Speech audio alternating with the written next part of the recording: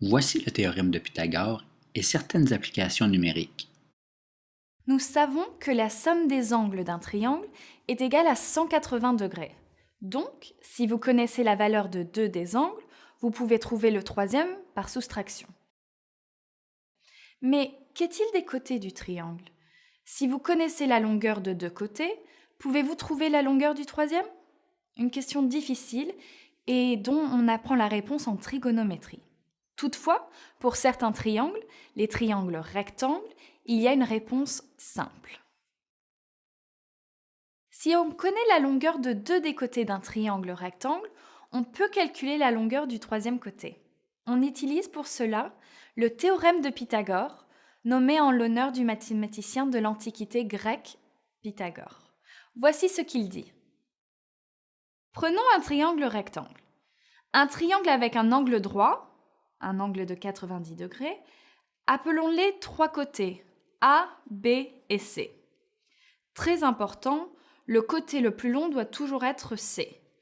Le côté le plus long d'un triangle rectangle est appelé l'hypoténuse et les deux autres côtés sont appelés cathètes.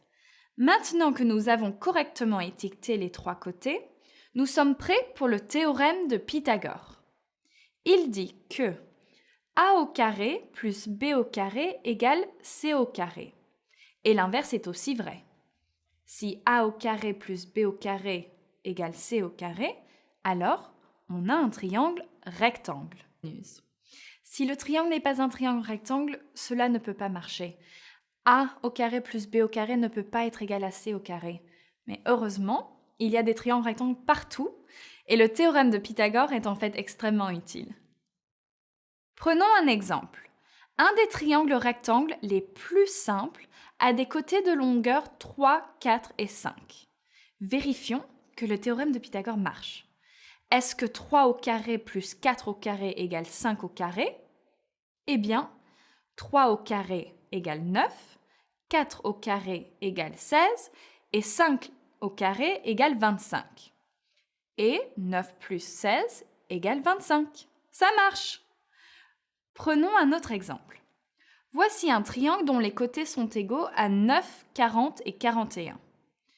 9 au carré égale 81, 40 au carré 1600, 41 au carré 1681 et 81 plus 1600 égale 1681. Quand on a un triangle rectangle dont les trois côtés A, B, C sont des nombres entiers, ABC est appelé le triplet de Pythagore ou triplet pythagoricien.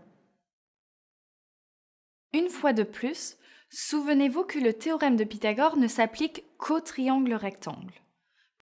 Allons-y avec une mesure manquante dans divers triangles rectangles.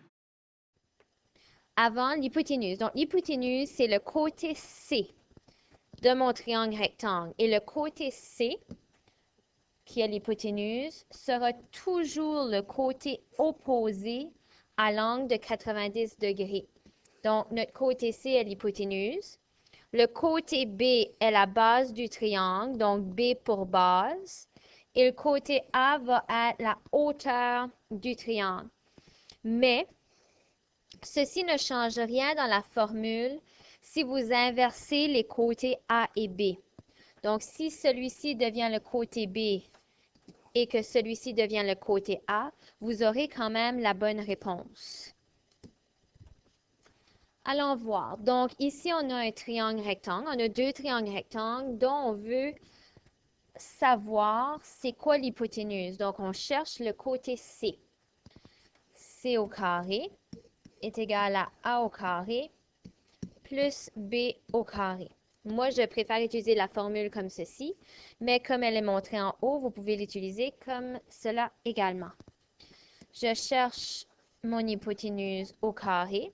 La hauteur, donc A, est 6 au carré, plus la base est 4 au carré. 6 au carré, 6 fois 6 nous donne 36, plus 4 fois 4, 4 au carré, nous donne 16. 36 plus 16 nous donne 52. Maintenant, moi, je cherche le côté C. Je ne cherche pas C au carré.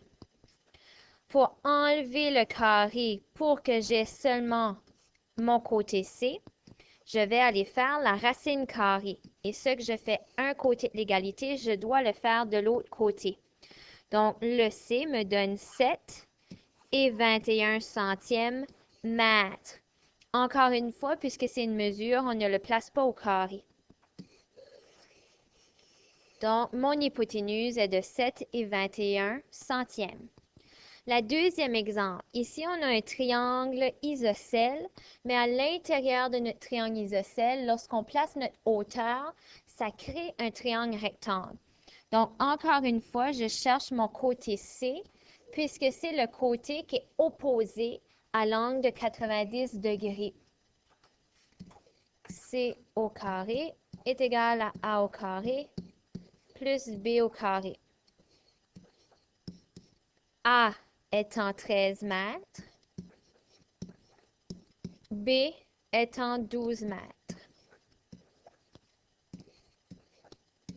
13 au carré, 13 fois 13 nous donne 169, plus 12 fois 12, 144.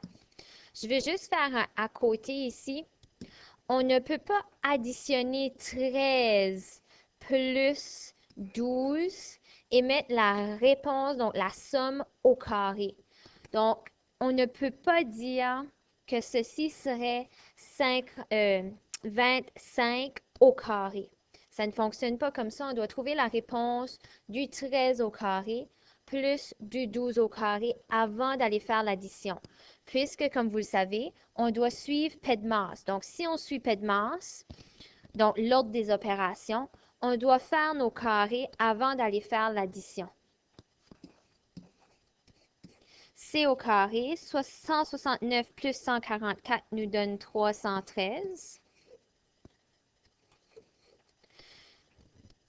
Nous devons maintenant faire la racine carrée de nos réponses afin de savoir quel est notre C.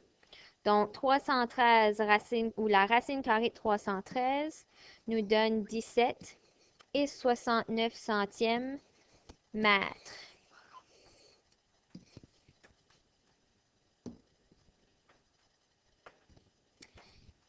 Lorsque nous cherchons le côté A ou le côté B, donc ici, nous avons la circonférence, l'hypoténuse. Nous avons le côté opposé à notre angle de 90 degrés qui est l'hypoténuse, le côté C. Nous avons le côté B qui est la base de notre triangle, mais nous cherchons le côté A. Je vais vous montrer pourquoi la formule change, puis après on va résoudre le problème. Si nous prenons notre formule de base de C au carré est égal à A au carré plus B au carré. Je veux ici trouver la réponse de mon A. Je veux que le A soit tout seul du côté de l'égalité. Donc, je veux prendre mon plus B au carré et l'emporter de l'autre côté de l'égalité. Nous devons donc faire le signe contraire afin de l'emporter de l'autre côté, qui signifie que je vais faire moins B au carré afin que ceci s'annule. Mais ce que je fais d'un côté, je dois le faire de l'autre. Donc, moins B au carré.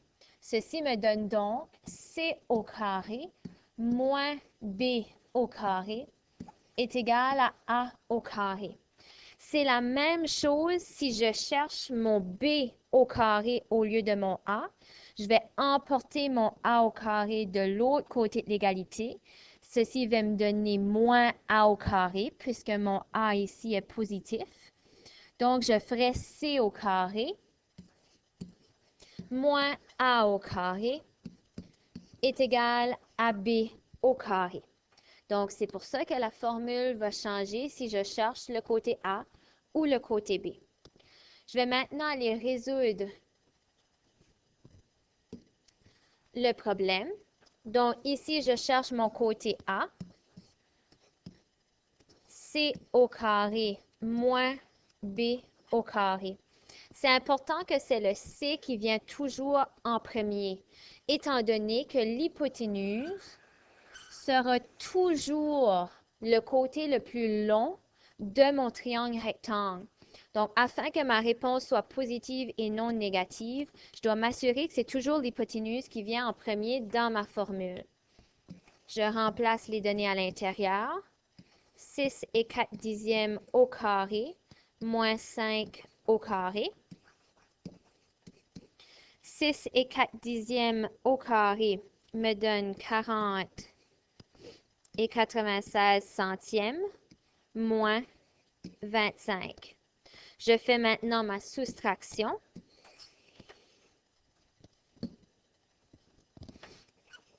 A au carré est égal à 15 et 95 centièmes. Et je fais maintenant ma racine carrée, les deux côtés de mon égalité afin de trouver mon A. Et mon A va avoir une réponse de 3,99.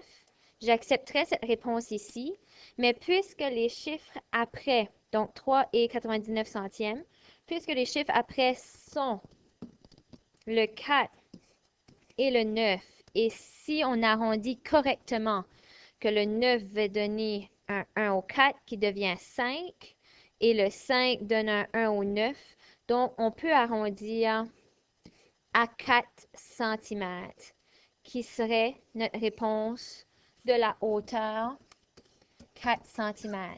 Mais j'accepterai également 3,99 centièmes. On doit faire attention également lorsque nous avons un triangle et que la mesure de notre base,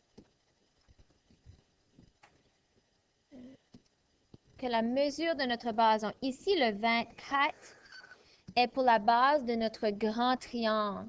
Mais pour le théorème de Pythagore, nous utilisons notre triangle rectangle. Donc, il faut faire attention. Ici, on cherche le côté A. Nous avons notre côté C qui est l'hypoténuse, mais nous devons, afin d'avoir notre côté B, diviser notre 24 par 2. Donc, la base devient 12 cm et non pas 24. Donc, il faut seulement faire attention.